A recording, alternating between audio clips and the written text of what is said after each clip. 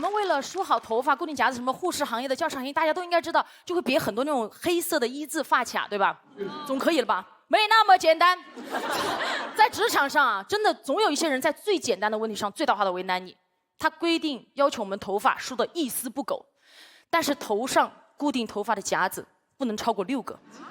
朋友们，6个夹子，连我腋毛都夹不住。而且飞行前，我们所有乘务员必须经过一个所谓的仪容仪表检查岗，有一个人会拿一支笔在点你头上的夹子。有一次我就被检查到了，我叛逆嘛，我头发梳不好嘛，我于是洗软它，就别了7颗夹子，我就被检查到了，多了一个，7个，直接给我下航班让我去谈话。我一进去，我感觉我犯了好大的错，领导全部在那儿问我，说吧，为什么多了个夹子？我说啊。今年也来了，被勋博选了。去年他也挑战了我，我很喜欢这种坦诚的宣战，很喜欢跟好朋友一起玩一玩。今天来参加节目做造型的时候，化妆师就说：“哎呀，霞姐，看你去年1年都披了头发，我们今天把头发给你扎起来怎么样？”我说不要，大妹，因为当空姐这么多年，我快扎吐了。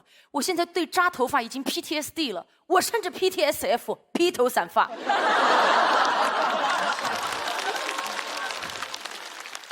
然后化妆师说：“哎呀，姐，我就想跟你学一下，你们有很多法式的盘法呀，中式的盘法很多。”我说：“妹妹，理解一下，不是我不教，是我被职场捆绑了13年，被乘客喷了13年，头发被皮筋捆绑了13年，被发胶喷了13年。”他说：“姐 ，hold on。”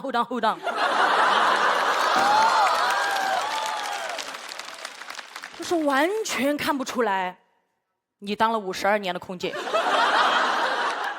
还在那里算30。我跟大家讲，辞职当天我完全能感觉到，除了我以外，最开心的就是我的头发。我在那儿办辞职手续的时候，走出大门，我感觉我的头发全部立起来，这是飞扬的感觉，就那种。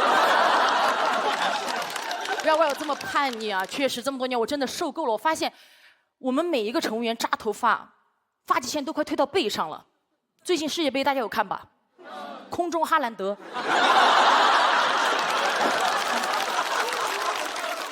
就必须固定到哪种程度？就是碎发也不行，有胎毛也要剃掉。就感觉哪怕我们这个飞机，它是个敞篷飞机，我这么天上顶风飞行，落地了我头发必须纹丝不动。感觉你退休了，可以直接这么抠下来，留给下一个空姐。你跟她说端好，这才是铁饭碗。女孩子应该知道，我们为了梳好头发、固定夹子，什么护士行业的、教师行业，大家都应该知道，就会别很多那种黑色的一字发卡，对吧？总可以了吧？没那么简单。在职场上啊，真的总有一些人在最简单的问题上最大化的为难你。他规定要求我们头发梳得一丝不苟，但是头上固定头发的夹子不能超过6个。朋友们，6个夹子，连我腋毛都夹不住。而且飞行前，我们所有乘务员必须经过一个所谓的仪容仪表检查岗，有一个人会拿一支笔在点你头上的夹子。有一次我就被检查到了，我叛逆嘛，我头发梳不好嘛，我于是洗软它，就别了7颗夹子，我就被检查到了，多了一个，7个，直接给我下航班让我去谈话。我一进去，我感觉我犯了好大的错，领导全部在那儿问我，说吧，为什么多了个夹子？我说啊。哪里啊？不能夹吗？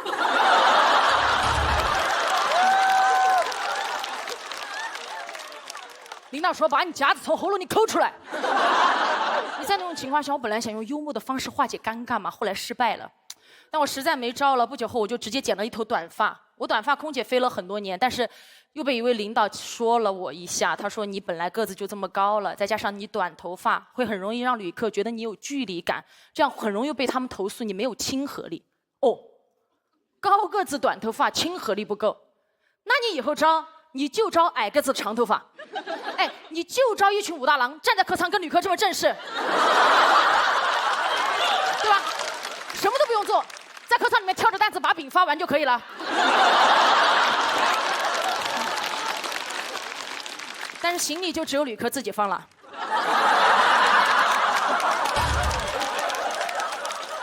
真的，我还跟我们领导 battle 过几句，我说为什么？他给出一个原因是为了让你们头发梳这么紧，限制头上的钢夹数量，是因为有一些可能哈，还有一些可能你们头发会掉在旅客的餐盘里。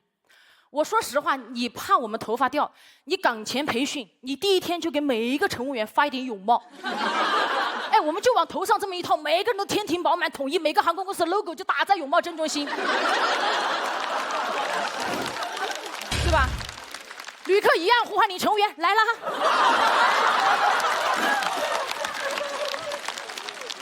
你还觉得不保险的话，你干脆面试的时候你就直接招光头，没有那么多光头，你就给他剃成光头，对吧？你到剃成光头之后，很多问题迎刃而解，你都不用规定我们6个夹子，你剃完光头直接给我们点6个戒疤，就这么2排点上。旅客上来看，其实是2排小字，当一天和尚撞一天钟，当一天空姐发一天疯。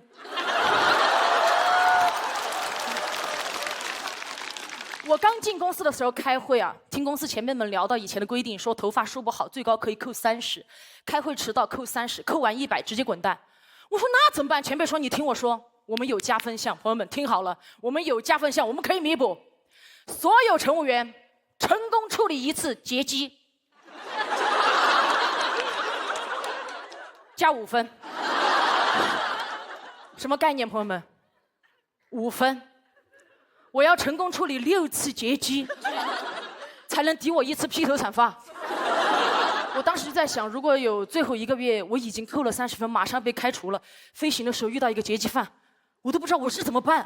我刚刚在那服务，妹妹说姐有个人劫机，我说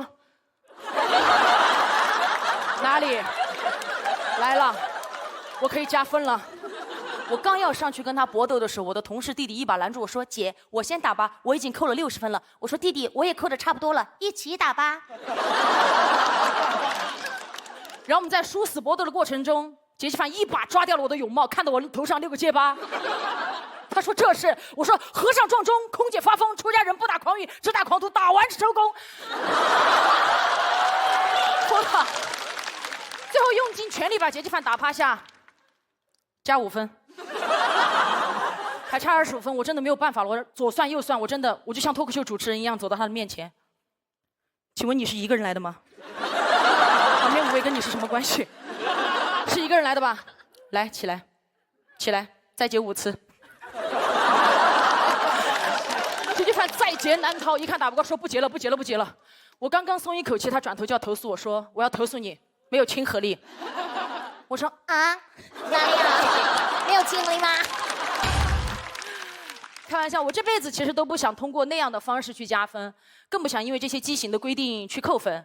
如果非要选择一种畸形的话，我选择波音747。谢谢大家，嘻哈，拜拜。哎，欢迎大家，我给大家做自我介绍，我是一个空姐，看得出来吧？听得出来气血很足哦，应该看得出来，感觉到不好欺负啊。但我刚刚上班的时候，有一次我在客舱服务，我站着发水。我就感觉我的屁股一直在被人摸，我当时都懵了，我本能反应转过去就是，你摸我屁股干什么？当时我声音很大，所有旅客都看向了那个旅客，他理直气壮地端着一杯水说，我没摸呀，我叫你帮我加杯水。我说你叫我加水可以按呼唤铃，你按我屁股干什么？他也不会亮。同事说你声音好大，你就不怕他投诉吗？我说哎，我被摸屁股，我还不能声音大，再说他能投诉什么？下去就被投诉了。他投诉我说服务态度不好。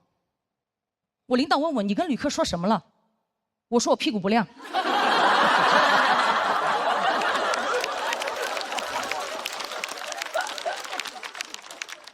领导说你怎么能这么跟旅客说？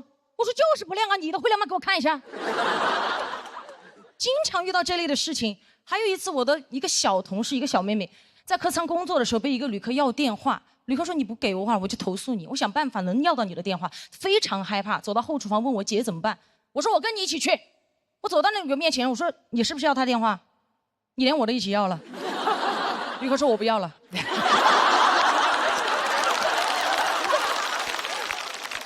为什么不要？他说我就是不想要了。我说嘿，电话只想要一个了。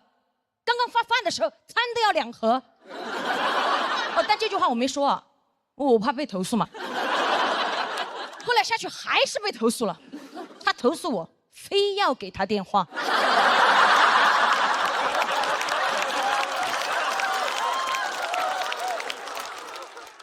前不久我闺蜜也是给我打电话，我刚刚下班不久，她给我打电话说她在一个工作局上，她的一个工作局上她走不了，让我过去接她。我到了之后，她领导突然站起来说：“哎呦，空姐来了，快点快点快点，空姐来了，快点快点，都在等你，来坐下吃点，都在等你。”我说都在等我，我一看桌上什么都没了，等我干什么？等我来收餐。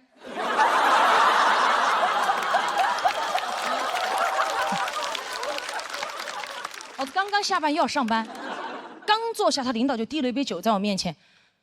我说我不喝酒，真不喝了。他领导说：“哎，你们空姐不是都挺能喝的吗？”我心想，什么叫空姐都挺能喝？你见到的空姐都是站在门口，您好，欢迎登机，15、20没有过，这样吗？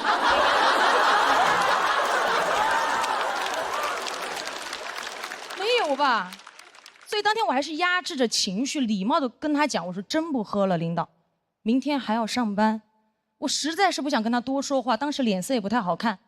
只见我朋友的领导脸色一沉，拍了拍我朋友的大腿，说：“你朋友生气了？”我看到噌的一下站起来，你摸他腿干什么？当时我仿佛听到有人说了一句：“他声音好大。”但我就这么一吼，当时在场所有人目光锁定领导。领导一看就是老手，他举起他右边的老手说：“我没摸呀，隔着裙子不叫摸。”我低估了他这张老嘴，我气到浑身发热，汗流浃背。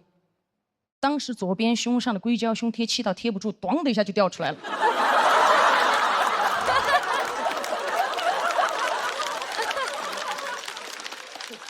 我捡起来想贴回去，突然看到有一只蚊子飞到了领导脸上。应该有一只蚊子。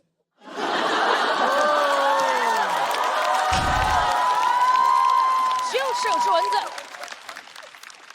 我抓着我的胸贴一啪甩在他脸上，唰一声巨大声，当时领导都懵了。他说：“你打我干嘛？”我说：“没打呀，隔着胸贴不叫打呀。”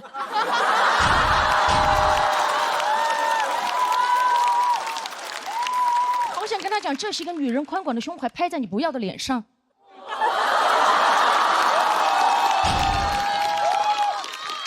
我手收回来的时候，胸贴依旧在他脸上，显得他脸皮更厚了。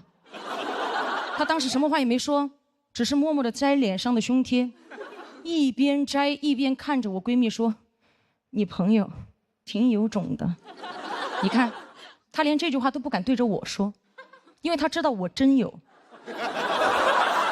而且他但凡有点常识哦，他就知道这不是我全部的实力，因为我还有一个胸贴。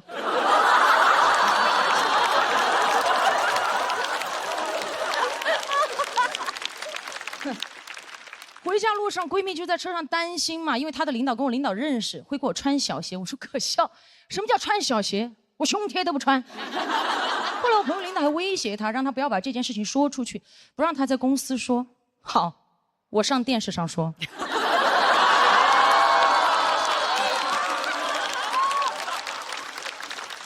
说出来是我该做的事儿，又如何是他该想的事儿？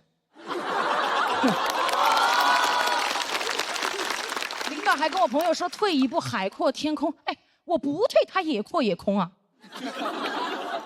凭什么要求我们心胸宽广，他怎么不注意自己的言行？哎，我们坦坦荡荡的胸怀都需要遮遮掩掩，他猥琐的大脑凭什么堂而皇之的带出来？我觉得不公平，我建议他出门带脑罩。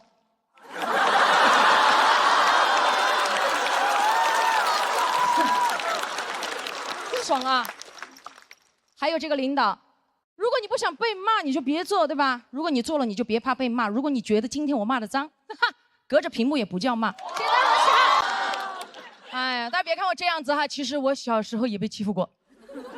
有一次，一个同学没有事情做，把泡泡糖粘我头发上了。你们知道那个东西很难扯的，我扯了很久，扯来凝固了，直接扯成一个机关。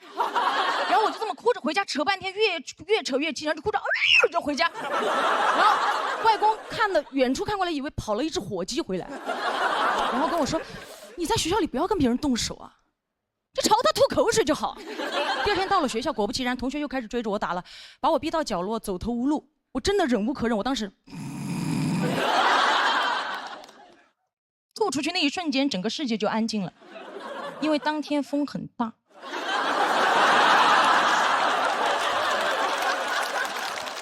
因为我的外公忘了告诉我，口水要顺风吐，2秒前的口水正中眉心。我的外公一生打过很多仗，抗美援朝、解放战争，然后从小就跟我说了，打，给老子打，仗来了就要打。这句话真的影响我很多，但那次发现口水仗不好打。我第二天到了教室，拉开书包，发现里面多了一根擀面杖。当天刚好是学校组织的春游，外公也刚好给我做了我最喜欢吃的馒头，跟那个擀面杖放一起。到了目的地，我刚拿出馒头，一个同学拿着他的薯片过来嘲笑我吃馒头土，一把把馒头给我打掉。老子拿出擀面杖，一把揪起他的薯片，擀得稀烂。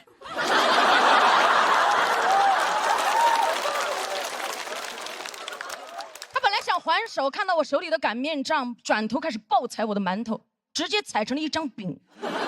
就在这个时候，老师看见了，一把拉开，他说：“你怎么可以糟蹋粮食了？快捡起来吃了。”他说是嘻哈的，我说不是我的，我说薯片在嘴里啊。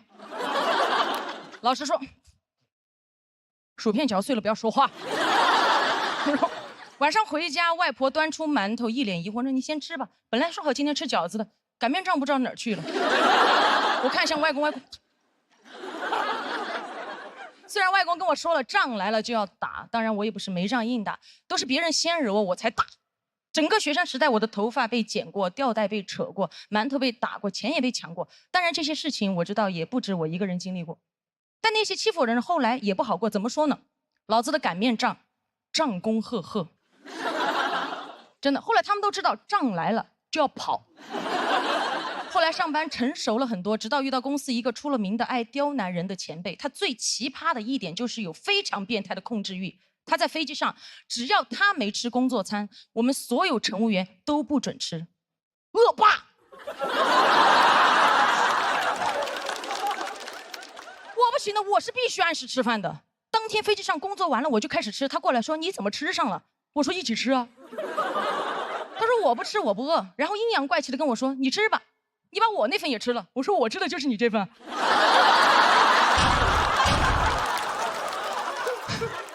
那趟航班他后面就一直在挑我的刺。我发咖啡，他说温度不对；我发餐，他说餐冷了；我烤的面包，他说不够硬；我烤硬了，他又说软了。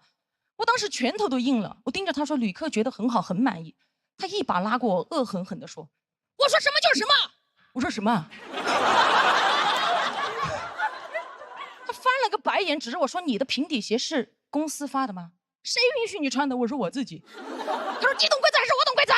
像你这种乘务员，你知不知道我可以处理你？我甚至可以让你不穿鞋飞。”我心想他好矛盾，又给我不穿鞋，又要给我穿小鞋。他到底什么规则？穿搭要显贵，上半身基础，下半身就不基础。疯了，真的。吃了2份饭是有点晕碳啊，真的。那这一次也是我职业生涯耿耿于怀的一次经历。后来我朋友都在问你到底是做了什么让他这么讨厌你，我说做自己。后来还在公司造我的谣，说我在外面讲脱口秀是不务正业。后来越传越离谱，有一次传到我的耳朵里，一个同事甚至都不认识我，过来跟我说：“你知不知道我们公司有个人在外面做嘻哈被抓了？”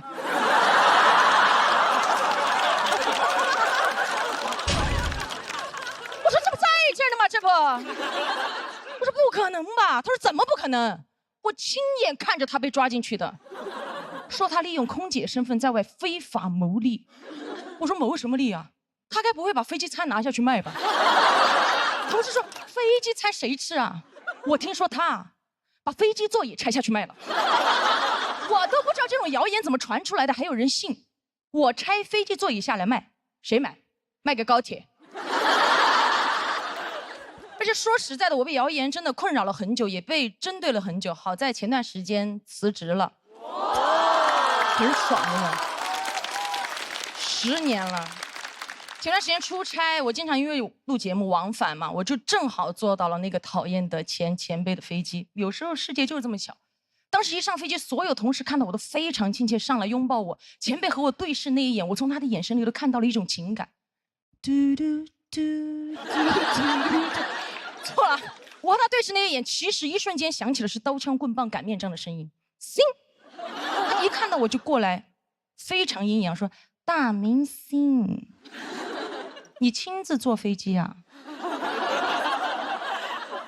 一会儿还吃饭吗？我说吃，他说飞了这么多年还没吃够啊！我当时一肚子气，但我也没有想跟他吵，因为当时我觉得他说的也对，我确实是大明星啊。起飞之后没过多久，我旁边的旅客按呼唤铃叫他过去，说饭冷了，口感不好要投诉。我的前辈过来说不会吧，我在旁边说不会吧。那个旅客对我前辈说：“不信你自己吃一口。”我一把挡在前辈面前，对旅客说：“他不吃饭的，在飞机上，我帮他吃吧。”就在这个时候，旅客指着他说：“像你这种乘务员，你知不知道我今天可以投诉你？”在那一瞬间，我突然在前辈身上看到当年我的影子。我不想为难他，真的替他吃了一口，说还好，但我也不想放过他，说还好没吃到下面，下面更凉，你端回去重新再给他热一下吧。他这个前辈真的没有想到，当初他为难我的口水，在高空飞了这么多年，还能在万里高空击中他的眉心。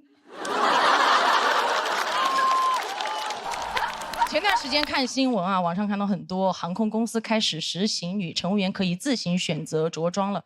我那个时候看着我的同事妹妹们穿着自己买的平底鞋，相对轻松自在的走在客舱里的时候，我就感觉那一年在飞机上被刁难的自己，在那一刻才彻底的释怀了。就好像当年那个讨厌的前辈在飞机上趾高气扬地问我：“你懂规则吗？”我说：“我当然懂啊，不合理的规则就应该像这碗冷饭一样，端走重新热，热不好这个老子再热，然后热馊了就好了。”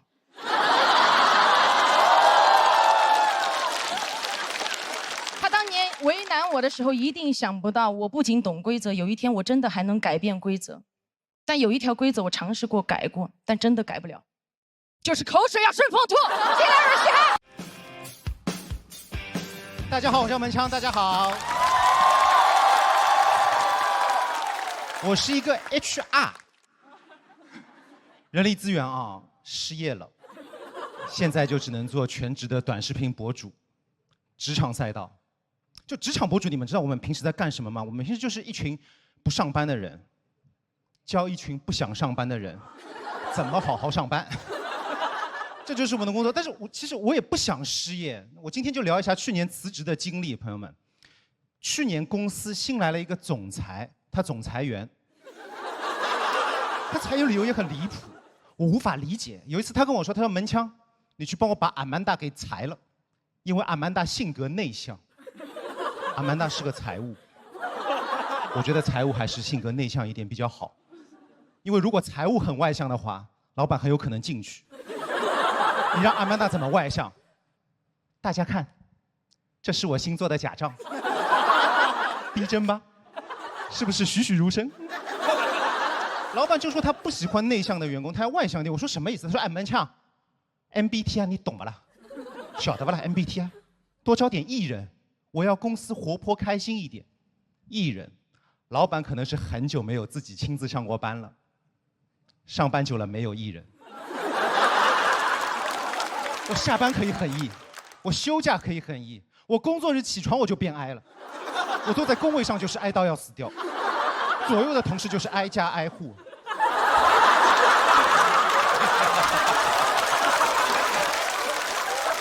艺人，他一定要艺人，整个公司就一个艺人，就老板自己。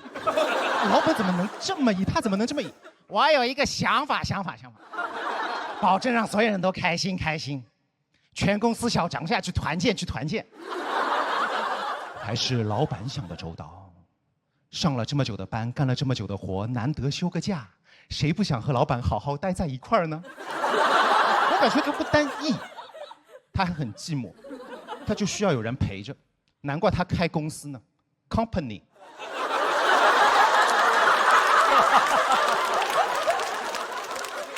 哎，老板裁员理由实在太草率，所以我也开始反思啊，朋友们，我觉得我们现在的朋友只是对待工作过于认真负责了，走入一个误区。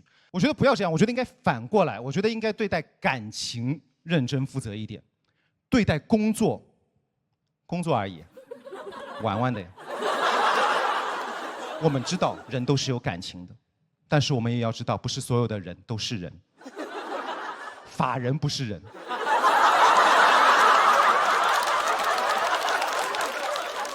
千万不要在职场做纯爱战士，让我们做职场浪子，就是玩，趁着年轻多玩几家公司，等到年纪大了玩不动了，找个老实老板交社保可以了。哎，不止态度随便，我觉得嚣张一点会更加快乐。最理想的工作状态就是我离开公司3个小时，总经理问我门枪你去哪里了？面试。总经理刚想生气，副总经理还得劝，哎，算了，员工嘛，都这样，知道回来就好啦。门枪你也别傻站着，表态，服个软。我说，对不起，又不是我主动，对方硬要我面试，我就是犯了全天下员工都会犯的错误。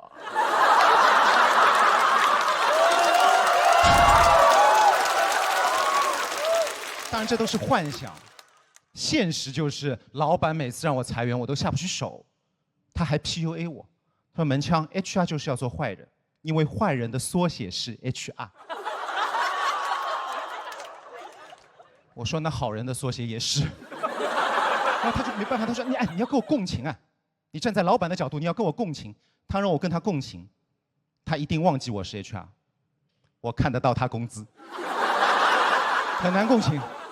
我第一眼看他工资这么高的时候，我很难过。我仔细一看更难过，那个只是税。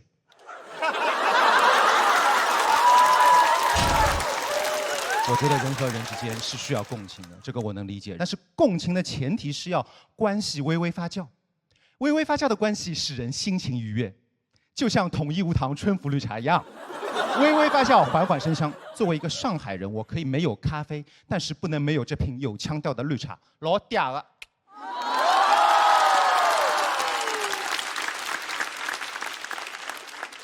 人和人之间是需要共情的，但是共情不能跨越物种。我觉得打工人和老板不是同一个物种，我真的没有办法理解老板，我真的不知道他在想什么。直到有一天，我家里养了一只泰迪叫嘟嘟，嘟嘟跟他有很像的地方，都很 E， 需要 company， 要我帮他们 make money。我觉得嘟嘟可以跟老板共情哦，他们还有很多共同点，就是提什么需求都说不清楚。生气了就只会乱叫。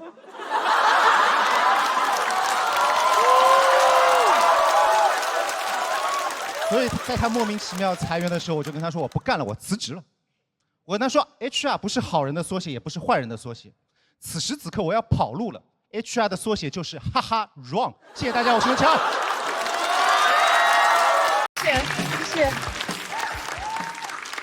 谢谢。大家好，我叫小海。谢谢。我是一个兼职脱口秀演员，我现在业余时间还有一份全职工作。我在我们公司是总监。对。在公司基本就属于中层。还有一个老板，一个下属，没有同事。就这老板还要天天开会跟我们讨论公司未来的发展战略。公司一共3个人，啥战略？一会儿排成人字，一会儿排成一字。我们公司真的特别小，有多小呢？我们租那个写字楼以前是个酒店，我们公司就是个标间儿。而且它该有的没有，不该有的却有很多。我们公司没有打印机，却有一个浴缸。浴缸里还堆了很多杂物，什么吃的喝的。有一天客户来了，老板当着他面跟我说：“你去浴缸里给客户拿点水。”前2天我下属还辞职了，我们公司连群都没有了。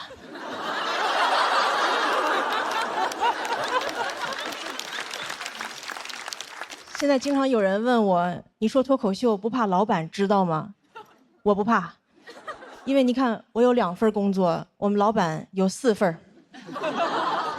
一个公司2个人6份工作，我们公司就业率300%。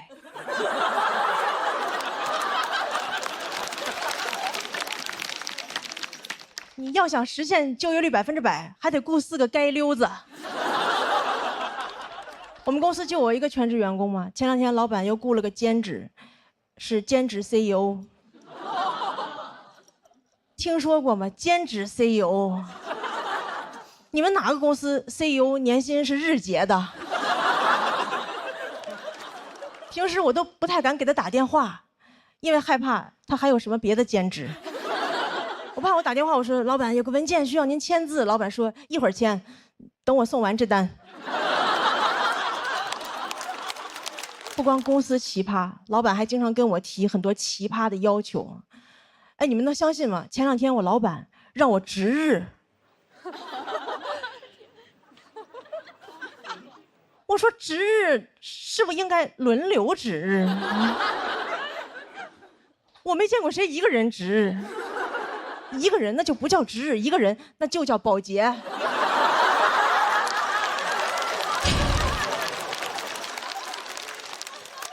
我现在都害怕，我以后去面试，人家问我有什么工作经验，我说打扫过标间儿。就经常跟我提很多奇葩的要求。前2天又跟我说，你以后每个月要读1本书。哎，你们发现没有？老板只有在这种没有用的事上跟你提的要求才特别清晰。正经工作上的事根本就说不清到底让你干啥。你看每个月读1本书，非常清晰可量化，然后一到工作就跟你说，把这个弄一下，把这个弄一下啊！朋友们，你真的很难听到人类说一句话，主谓宾都不知道是啥。把这个弄一下，谁弄一下？把哪个弄一下？什么叫弄一下啊？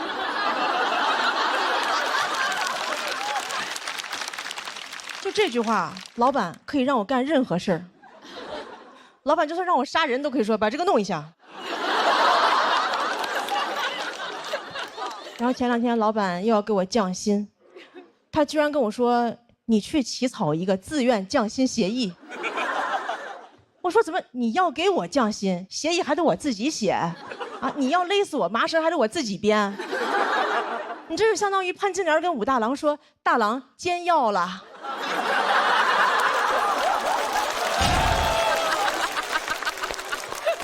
而且什么叫自愿降薪啊？我可太愿意降薪了，我都是想找老板谈话。我说老板，我来公司这么久，也该给我降薪了吧？现在好几个猎头联系我，他们给的比你少多了。我可太愿意降薪了，我过生日许愿都是升职降薪。我看网上有人发帖又降薪了，我赶紧在下边接。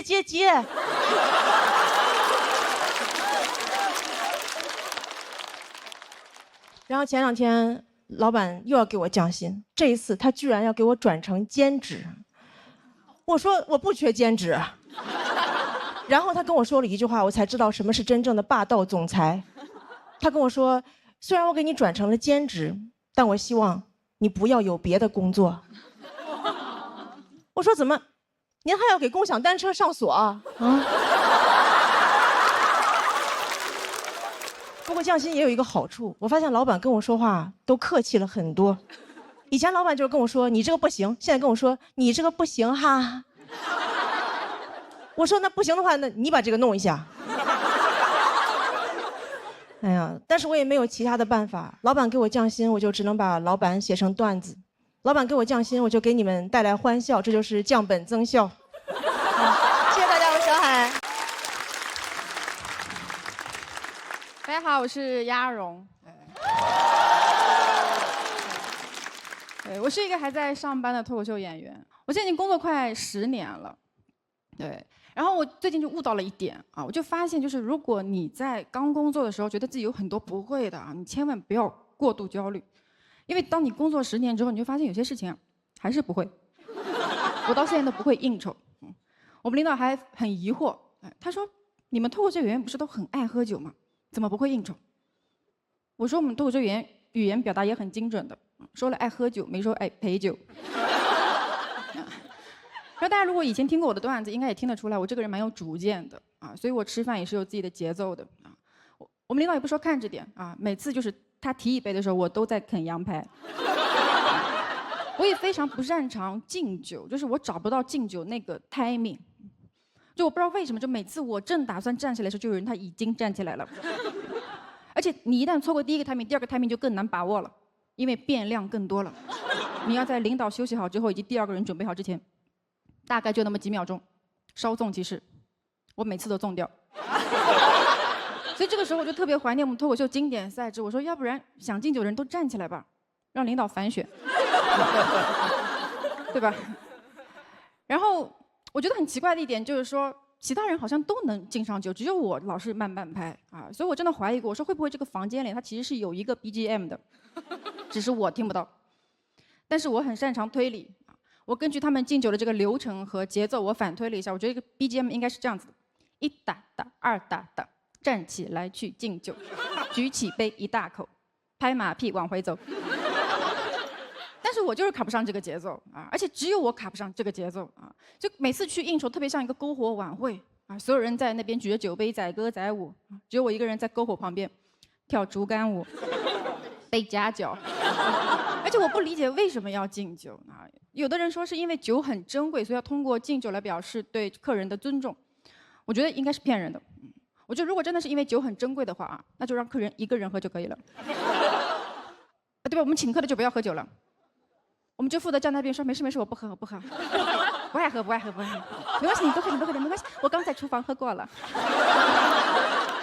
而且不是说喝了就行，得喝很多，最好是喝到吐才能表示充分的尊重。所以我觉得不是因为酒珍贵表示尊重啊，完全就是以伤害自己来表示对对方的尊重。我想明白这一点之后，我现在看别人敬酒，我都觉得很荒谬，因为在我眼里那个画面就是我扇自己一巴掌，你扇自己一巴掌，咱们就有朋友了。而且我仔细想了一下，我觉得扇巴掌跟敬酒确实很像的。你想，都上脸，量大了都头晕。最关键的是，数学上其实已经论证过这个扇巴掌跟喝酒之间的关联性的，扇扇得酒。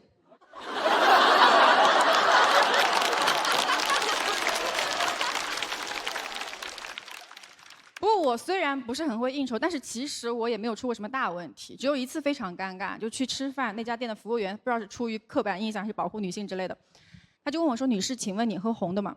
我说：“我不喝。”我的意思是我不爱喝红酒，干脆喝白的。他就以为我不喝酒，直接给我上了一杯西瓜汁。我当时都懵了，我说：“这不是也是红的吗？”但这个时候你不能再要酒了，这个时候要酒显得你这个人太爱喝酒了啊，所以我只能硬着头皮在这个酒桌上开始喝西瓜汁。然后那天不知道为什么特别寸，敬上酒了，我怀疑其他人在搞我，然后我就去拿西瓜汁敬领导啊，领导人还蛮好的，把酒喝了啊，我开始喝西瓜汁。你们能想象那个画面有多尴尬吗？啊，感觉就是领导啪扇了自己巴掌，我说领导看看我的美甲。那次我真的很紧张，因为我第一次见那个领导，我想说他肯定对我印象不好，以后会卡我项目之类的。但是我实在是低估了这个职场的荒谬以及复杂程度啊！我完全没有想到，我在结束的时候，我听到那个领导对旁边的人问了一句，他说：“这个人，他爸谁呀？”谢谢大家。谢谢大家，我叫翟亚宁，谢谢你。真的讲讲我这个第二份工作，我前一段在工地嘛，后来为了讲脱口秀，就在杭州这个城市发展了。杭州这是果然名不虚传，特别累，特别卷。我永远忘不了我在杭州加班的记录啊，就是连续加班加2礼拜到下班凌晨4点，就什么感觉呢？朋友们，你们听过一句话没有？就那个科比说的：“你见过凌晨4点的太阳吗？”我看2礼拜了呢。凌晨4点根本就没有太阳呢，就只能打车回家。很多时候就是碰上有特别热情、爱聊天的司机，一上车跟你聊天，这小伙儿，你这是跟哪个酒吧玩这么晚呢？是那个叫海伦似的吗？是。我说是那个叫敖飞似的啊。我跟你说，本来吧不用经常那么晚，晚的原因就是因为领导经常找咱们开会，你知道吗？咱们本来6点下班就能走，经常5点55领导过来拍咱们肩膀，说咱呀，就关于那个项目，哎，我突然就想到一个特别好的 idea 啊。我希望一会儿下班啊，咱俩可以找个时间一起就是 discuss 一下，一 discuss 就 gas 3小时，真的特别痛苦。每次跟领导 discuss 的时候，我都 diss 他，因为再不 diss 他，我就要被 gas 了。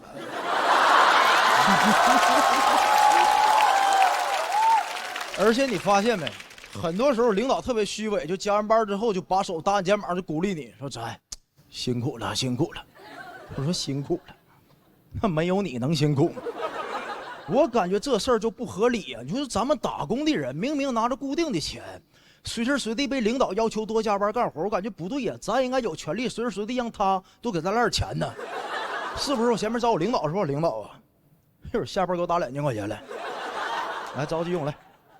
万一他真给我打了呢？我发誓我也把手搭他肩膀鼓励他。哎，我破费了，破费了。所以朋友们，哎，我这个人平时上班就挺戾气重，我就爱跟那种摸鱼摸的好的同事跟一起玩，谁摸鱼摸的好跟谁乖就好。我有那同事摸鱼很厉害，现在都已经摸成表演艺术家了。就他们在皱着眉头若有所思盯着自己工位的电脑屏幕，我永远都猜不到他到底是在认真工作还是在算外卖满减着呢。就我旁边那哥们儿现在已经锻炼到什么程度了，他都能做到就是一边皱眉头一边看1年1度喜剧大赛了都能。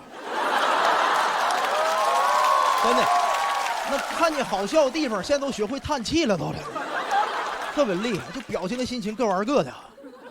完了就提到这工作，哎，就忍不住想给各位分享一个我最喜欢的那个 APP 软件啊，就那个钉钉啊，咱都用啊。那真是个伟大的软件啊！哎，你们用过钉钉的那个表情包没有？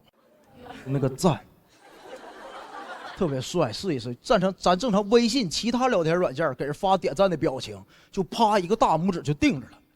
钉钉的赞你观察过没有？那个大拇指一直摇啊！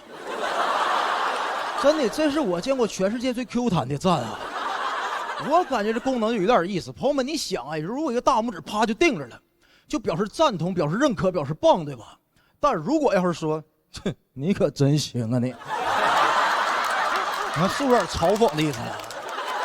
而且他那里头还有一个专门为钉钉赞设计的按钮，哎，那个按钮一点下去，那个大拇指居然还能进化，变成一个大拇指，特别大。我工位电脑屏幕29寸的，第一次点开都没忍住，跟我大拇指亲自都比了一下，一边大。我摸鱼都拿它当动画片看来到这。而且钉钉朋友们最厉害的是我见过全网唯一一个软件就能给赞还点赞的，真的，真的，你试试，鼠标放大拇指下边，底下居然能塞一个小大拇指的。哎，我就经常能看着那种特别帅的画面，就我领导发了个大拇指搁这摇啊，完了底下跟着60个小大拇指跟一起摇着。你要说设计功能的产品经理没当过舔狗，我都不相信了，特别帅啊。朋友们，我每次讲到钉钉这部分，我都容易激动，咱们能感受到吧？说实话，钉钉这部分它这个笑点就不是那么十分稳定的，你站在台上就看得非常清楚，真的，你能看清每一双的眼睛。总有那么一些观众，他没有步入社会，没参加过工作，那种学生观众朋友们，听钉钉眼睛里明显有那么一丝迷茫。别着急啊，学生朋友们啊。苍天饶过谁啊，这玩意儿！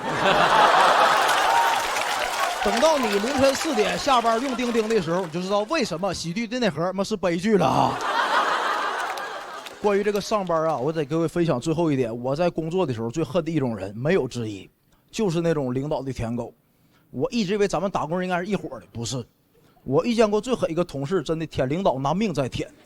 我永远忘不了那同事，他姓何，完了就是脑子有病。要做开颅手术，真有病，真的，真的。你要开颅嘛？他前天晚上需要剃光头，他把头发全都剃了，对自己发张自拍，还配着文案，说：“兄弟们，是生是死，明天见啊！”咱都鼓励他，说：“兄弟，你肯定能好，早日康复，回来等你喝酒。”我永远忘不了何工手术当天，咱们8点半上班，8点25，何工在全公司大群里发了第一句话：“祝张总生日快乐。”朋友们，开颅手术啊，那可是，这可不是一句简单的生日祝福啊，这很可能是他的遗言呐。这很可能是这哥们儿这辈子最后一次用手机发最后一句话，他选择祝张总生日快乐。张总当时看完都不敢不快乐的了，张总当时看完马上发个大拇指就跟开始摇了。特别感谢何工啊，让张总度了人生中目前最难忘的生日。当然，就手术进行的还是非常顺利的。这个何工现在已经出院了，人恢复的非常好。出院以后没过几个月，他就升职了，从何工就被提拔成那个何组长了，张总亲自提拔的。所以我现在每次再见到何组长，我都忍不住盯着脑那条手术疤痕多看2眼。那哥们儿开颅从脑门开着开到后脖颈，朋友们长这么大没见过那么长的事业线的，你看帅。讲到这儿，谢各位，谢谢。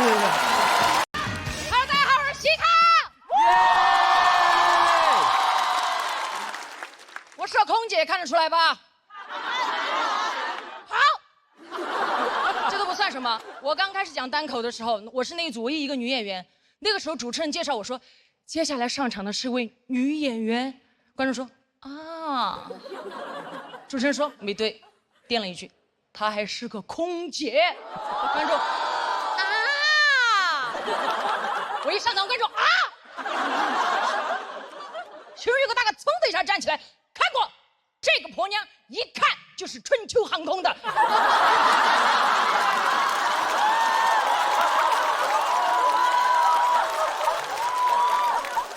什么意思啊？别这样，每个航空公司的乘务员各有各的美，知道吧？这都算了，就是因为大家有这样的反应。前段时间我去看医生，因为腰不好嘛，我一进去那个医生的诊室，有2个老头躺在那个地方针灸。当时医生看完我那个片之后，觉得我非常的严重。他说：“干什么工作的这么年轻，腰伤那么严重？”我不好意思说我是空姐，我怕2个老头站起来笑我。我忍了一下，他要给我开脾气，他说：“你快点干什么的？”我说：“医生你，我高空作业。”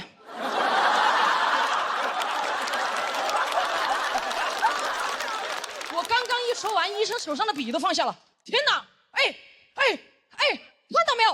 高空作业，妹妹。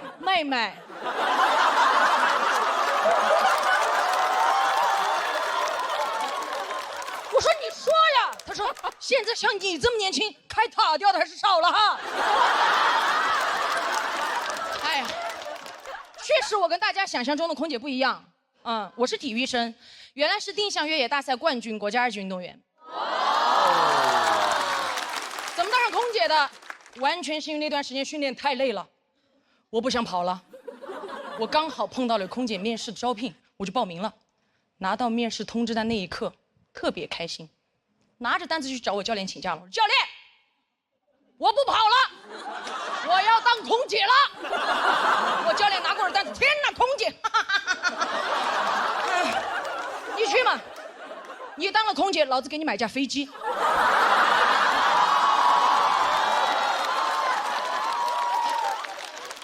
当天面试的时候，我分到的那一组堪称当天面试的死亡之组。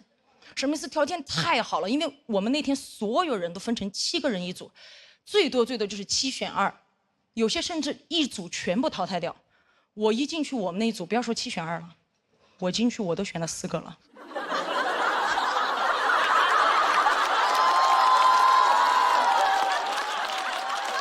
太好看了。第一个女孩净身高174，新疆人，对吧？我刚进去跟她对视那一眼，我就说这个空姐你当我不当啊。特别好看，漂亮到哪种地步？当天我们要求是穿短袖，裸露部位不能有任何明显的疤痕。当时面试官问她，你手臂上这道疤是怎么回事？她说，哦，这个是胎记。面试官说，哦，胎记，我觉得胎记随着时间的推移应该会淡掉吧？胎记。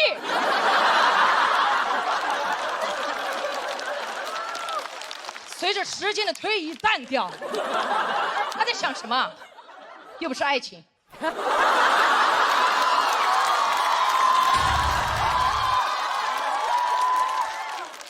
且我这个时候已经明显感觉到第二个女孩子的跃跃欲试了。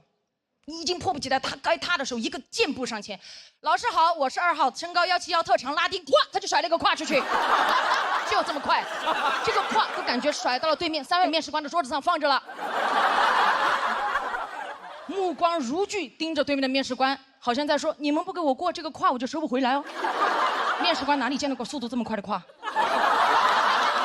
对吧？他说：哦。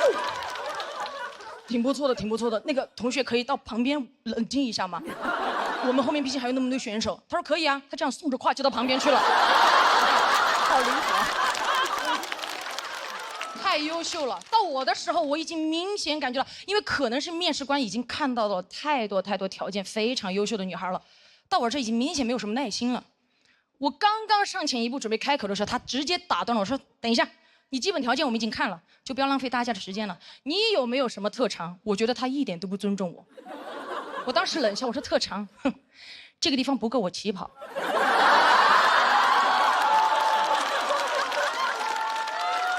如果老师想看的话，可以放我下去跑给大家看。哦，3位老师是不是不知道怎么评判跑得快与不快是吧？没有关系，这样，3位你们现在从中随机挑选1位下去，我让他50米，我把他抓到，你们让我过，可以吗？当时其中有个面试官，你跑吗？我不跑了，累了，你先出去等一下吧。我说稳了。过了一会儿出来通知我过了，我说过了。我说老师啊，我究竟是哪方面勾引了你们3位选择了我？老师说哦，我们今天面试了1天了，确实没有看到过跑得快的空姐。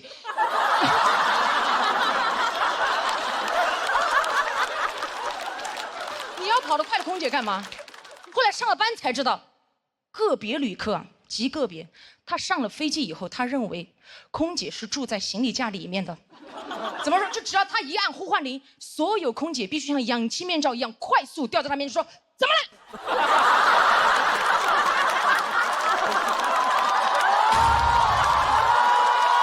是吧？有一次我还在工作间准备，突然呼唤铃就响了。你们也知道。练体育的听不了发令枪，我当时一下冲去在他面前，怎么了，旅客？好快！我开心极了，觉得自己的特长有了用武之地。转过头看了一眼，我同事在门口胯只甩了一半。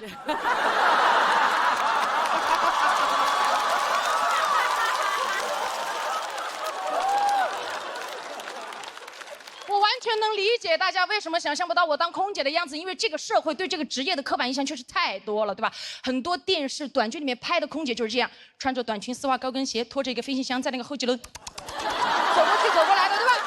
都是这样，完全不是这样的。而且我当了空姐之后，非常不能理解，为什么我们在那么复杂的高空环境下工作，还要穿短裙、丝袜、高跟鞋，就不能穿裤子吗？对吧？我当时问过我的老师。其中得到的一个答案，他就是有一个让我印象特别深刻。他说穿裤子的话，可能有些旅客会觉得不舒适，不舒适是因为空姐穿裤子，你把飞机上那个拥挤的座位全部给它换成床，对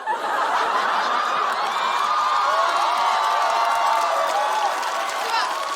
哪怕空姐穿着飞甲站在他面前，他都不会觉得不舒适，睡着了看不见，巴卡巴卡。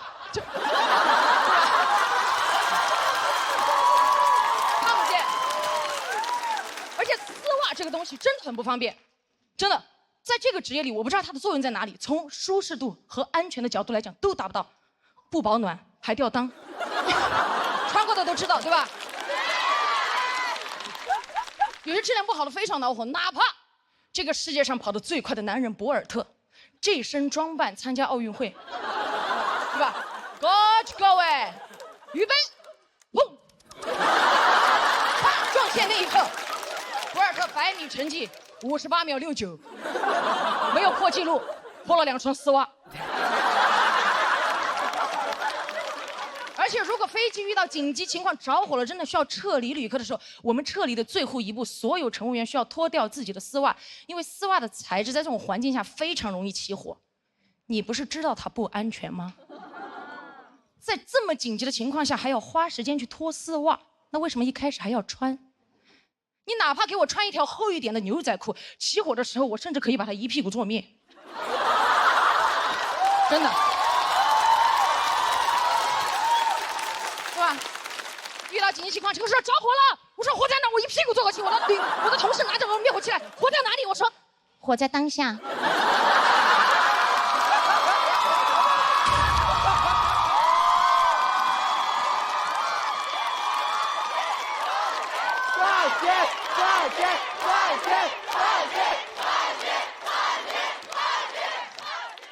所以真的，对吧？所以空姐穿裤装，真的会让人觉得不舒服吗？今天我刚好穿了裤子，我想拜托大家跟我在一起感受一下。尊敬的各位旅客，晚上好。我代表全体机组成员再次感谢您选乘本次航班，我们愿与您共同度过一段愉快而舒适的旅程。我是本次航班乘务长嘻哈，谢谢大家，我们下次再见。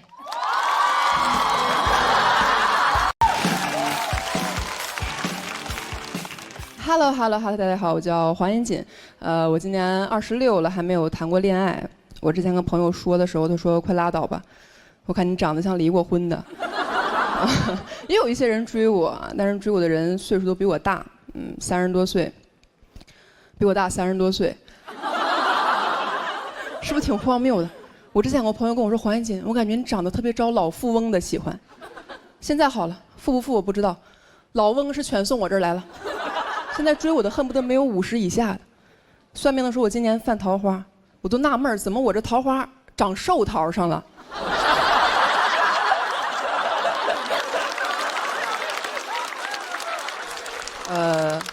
最近有一个男生应该是对我有意思啊，比较年轻，52，我都觉得他有点幼稚。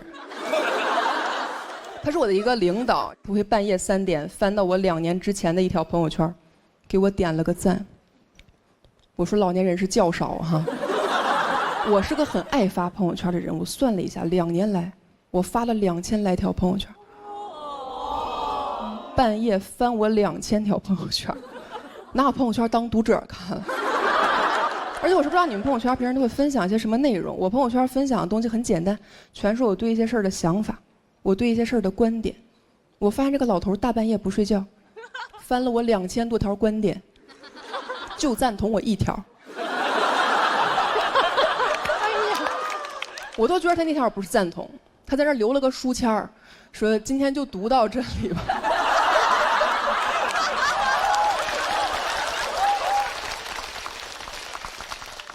你没有办法，你那会儿刚认识，低头不见抬头见，他总给我点，我也不好意思完全不理他，所以说刷到他的我也会给他点一点。问题是，他给我点的全是我2年之前的朋友圈，没人发现，我给他点的都是他最近的朋友圈。现在所有同事都在传我要追他，在他朋友圈里面只有一种赞我是不怎么敢点的，他会分享他自己的健身视频，还会喊我一起健身。他喊我的时候，我在想，我说和你健身，哪个公园哪棵树啊？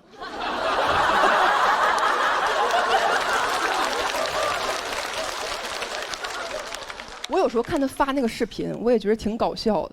我还想去跟同事聊，我说：“哎，你看他朋友圈发那个健身视频了吗？”我同事翻了一下，说：“没看见呀。”我说：“我也没看见。”他会对我的穿着打扮提出他自己的建议。有一天跟我说：“小黄，你平时这个妆化得太重了，男生不喜欢你这种类型，没有安全感，看不住，看不住。什么人的择偶标准是能看住啊？啊，别人想找个好看的，他想找个好看的。而且我说心里话，也没有必要看着我。按照岁数来说，我感觉他更容易走丢。”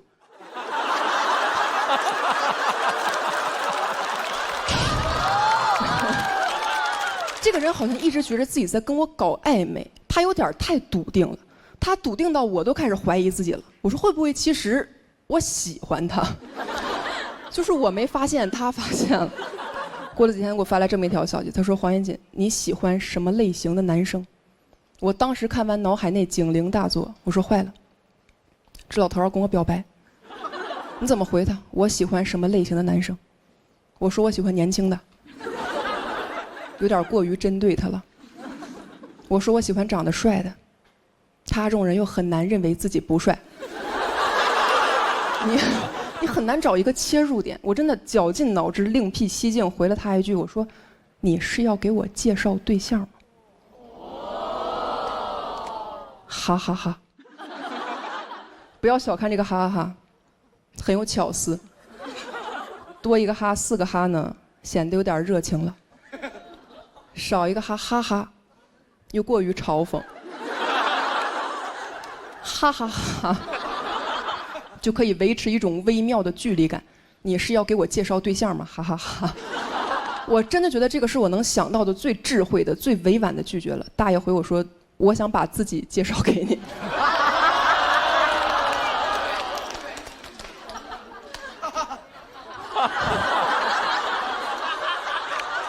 我回他176个哈，176个哈就能把这句话顶到我看不见的地方。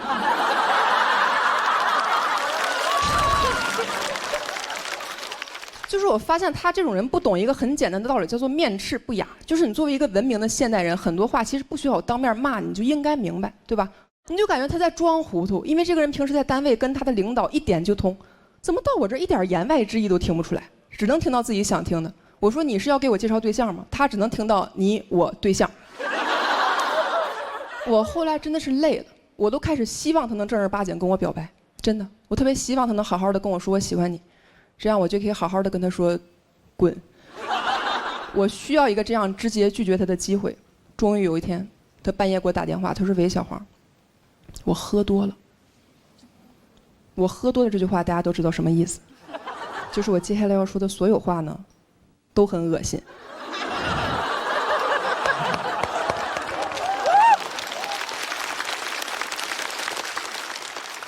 他说喝多了，我就喝多了跟你说啊，我觉得你长得挺好看的，以后我老婆要是能长成你这样，我说你看不住。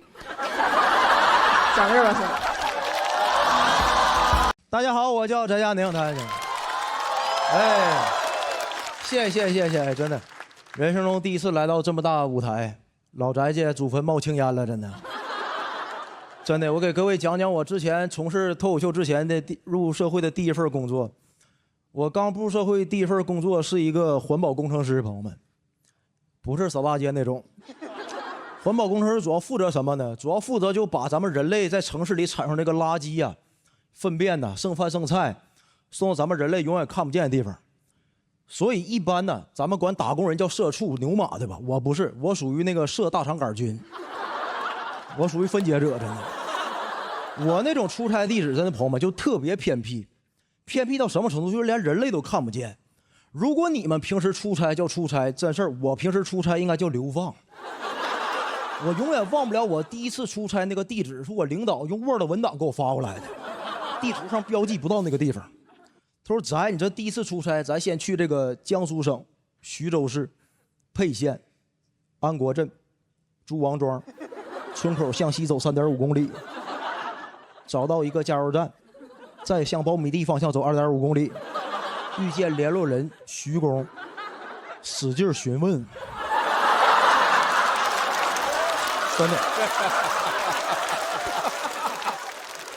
我发誓，朋友们，那是我长这么大头一回在一个地址里头看见一个人名。就我那个地方有多偏僻，我算了一下，杭州到上海是170公里，我那工作地点最离最近的快递点201公里。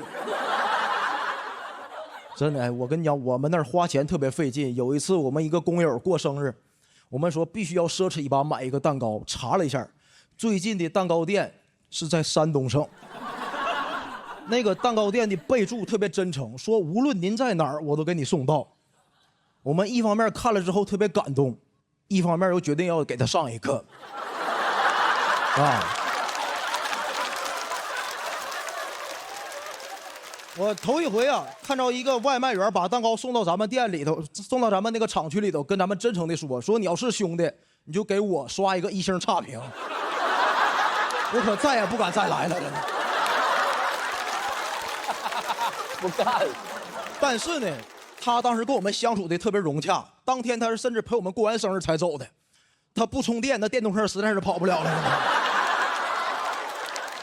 就怎么说呢？这个工作啊，钱少事儿多，离家远，而且现场都是男性，脾气都不特别好。我永远忘不了我跟工地大哥有一次最辉煌的战斗。20年夏天，我巡视现场，看到一个工地大哥，他一边动电焊一边抽烟，我就过去批评他，我说你能不能干？不让抽烟，不能干就走啊！我离开他大概就3米，我耳后就传来了特别不和谐的声音，说你个小星号，跟我装你个星号。朋友们，就当这句话传到我耳朵里之后，整个空气氛围就凝固了，你知道吧？大家也能听出来是吧？就我体内流淌的这个契丹人的血液，还有就是说来自咱们大辽的荣耀，是不允许我在中原这片土地上听完这句话之后无动于衷的。我小时候如果跟别人打仗没打过人家，让我爸听见了，我爸绝对揍我第2遍。我们老宅家的家训就是 Don't argue, just fight。真的，我当时没有任何犹豫，一拳就打在大哥脸上了。整场战斗就此拉开了序幕，特别的激烈。朋友们，激烈到什么程度？就整个工地现场都充满着我的哀嚎，真的。衷心给各位一个建议：一见工地大哥生气跑。我打大哥那一下，就是我碰到大哥的最后一下。我躺在地上，安全帽从来没那么有用过，真的。大哥甚至一边抽烟一边揍的我，我一边躺地下一边求饶，我说哥错了，再也不敢了，再也不敢了。我们老宅的家训今天就改了 ，Love and Peace forever。最后衷心给各位一个建议啊，就是工地啊，动电焊确实不能抽烟，安全第一啊！谢谢大家。